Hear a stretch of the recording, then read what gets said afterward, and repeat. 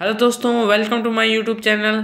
तो दोस्तों आज एक नई वीडियो है जिसका नाम है डस्ट ऑफ स्नो। तो दोस्तों ये क्लास 10 की फर्स्ट पोएम है डस्ट ऑफ स्नो। तो दोस्तों इसमें डस्ट ऑफ स्नो में बताते हैं कि इसमें क्या है। इसके दोस्तों जो राइटर हैं वो हैं रॉबर्ट फ्रॉस्ट। तो दोस्तों स्टार्ट करते हैं इस चैप्टर को। तो दोस्तों पहली लाइन है the way a crow shook down on me the dust of snow from a hemlock tree. दोस्तों हेमलॉक ट्री एक पॉइजनस प्लांट एक ट्री होता है विद स्मॉल वाइट फ्लावर्स। एक दोस्तों पौधा होता है छोटे सफ़ेद पत्तों वाला, सफ़ेद फूलों वाला। तो दोस्तों आपका देखा हुआ है हेमलॉक ट्री तो ठीक, नहीं तो दोस्तों मैं आपको इसकी थंबनेल पर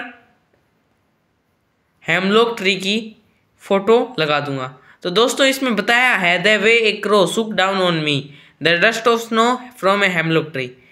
इसमें यह कहा है कि एक कौवा जो कि हेमलॉक ट्री पर बैठा हुआ है और वह मेरे ऊपर एक बर्फ़ की धूल फेंकता है।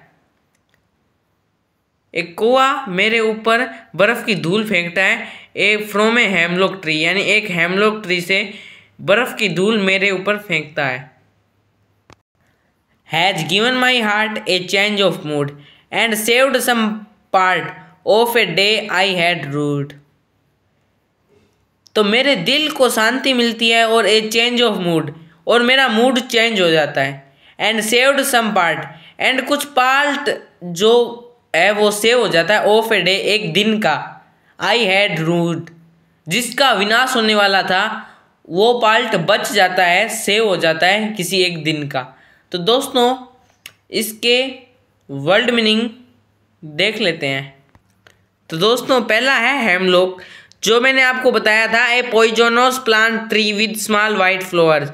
रूड का मतलब होता है हेल्ड इन रिग्रेट। तो दोस्तों आप इसके करते हैं क्वेश्चन आंसर। दोस्तों इसका फर्स्ट क्वेश्चन है what is a dust of snow, what does the poet say has change is mood, how has the poet mood changed. इसमें दोस्तों ये बताया है कि जो डस्ट ऑफ स्नो है वो क्या है, वो एक बर्फ़ की धूल है।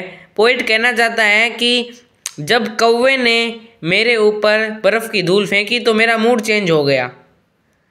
नेक्स्ट क्वेश्चन है how does frost present nature in the poem, the following question help you to think of an answer. First है इसमें what are the birds that are usually named in poem, do you think crow is often mentioned in poem, what image come to your mind when you think of a crow. दोस्तों कौवा बहुत कर्कट होता है, काला होता है, कर्कश ध्वनि निकालता है। तो अपने मन में दिमाग में क्या इमेज बनेगी कौवे की, घटिया ही बनेगी। तो दोस्तों इसमें ये बताया है कि एक कौवा जो कि बहुत घटिया है, एकदम भद्दा है, ब्लैक कलर का है, और उसने एक पोइट के जीवन के आधार को सफल कर दिया था कर्कश कौवे ने। अब दोस्तों नेक्स्ट है again what is A hemlock tree. Hemlock tree दोस्तों वो होता है एक पॉइजनस ट्री होता है जिसके सफ़ेद फूल होते हैं। Why does not the poet write about more beautiful tree such as a maple और एन ओक और ए पाइन। वह और पेड़ों की बात क्यों नहीं कर रहा है, उसने हेमलॉक ट्री की बात क्यों की, क्योंकि हेमलॉक ट्री ने ही उसके जीवन को सुधारा था। नेक्स्ट क्वेश्चन है दोस्तों what do the crow and hemlock represent, Joy और सोरो। इसमें क्रो और हेमलॉक है वो किस लिए रिप्रेजेंट किए गए हैं, जॉय के लिए किए गए हैं, सोरो के लिए किए गए हैं।